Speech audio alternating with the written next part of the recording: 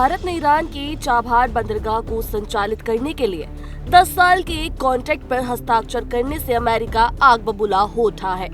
America ने कहा है कि ईरान के साथ व्यापार समझौता करने वाले देशों पर प्रतिबंध लगाए जा सकते हैं। जानकारों के मुताबिक अमेरिका का ये इशारा भारत की ओर ही था।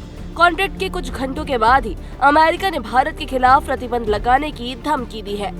अमेरिकी विदेश विभाग के प्रवक्ता वेदांत पटेल ने भारत ईरान डील को लेकर पूछे गए सवाल के जवाब में उन्होंने कहा कि कोई भी देश जो ईरान के साथ व्यापार सौदे को अंजाम दे रहा है, उन्हें संभावित प्रतिबंध के लिए तैयार रहना चाहिए। हालांकि अमेरिकी विदेश विभाग ने ये भी कहा है कि भारत और ईरान के बीच हुए चाबहार बंदरगाह को लेकर समझौते से अमेरिका अवगत है, लेकिन भारत को अपनी विदेश नीति के फैसलों पर अपनी बात रखने का पूरा हक है।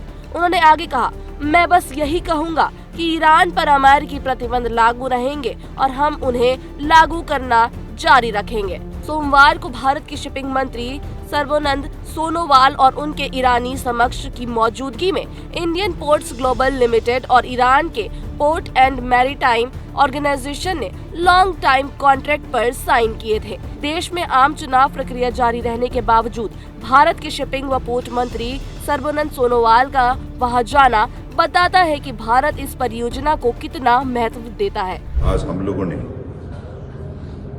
हमारे चाबहार पोर्ट की लॉन्ग टाइम कॉन्ट्रैक्ट में आज हम लोगों ने दस्तखत की है और ये बहुत साल से बातचीत चल रहे थे।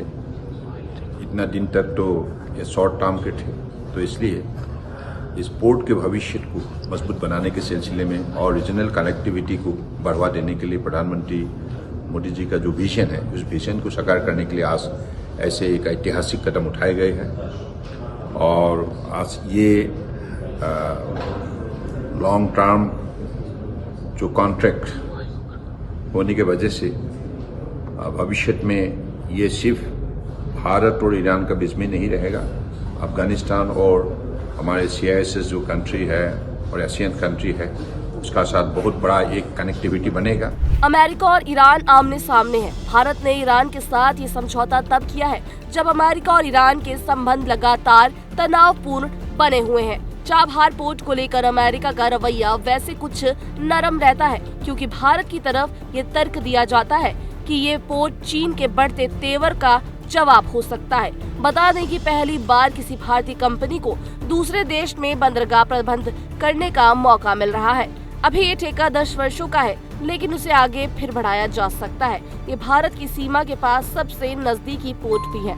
तो इस रिपोर्ट में इतना ही। देश दुनिया की तमाम बड़ी खबरों के लिए देखते रहिए जागरण न्यूज।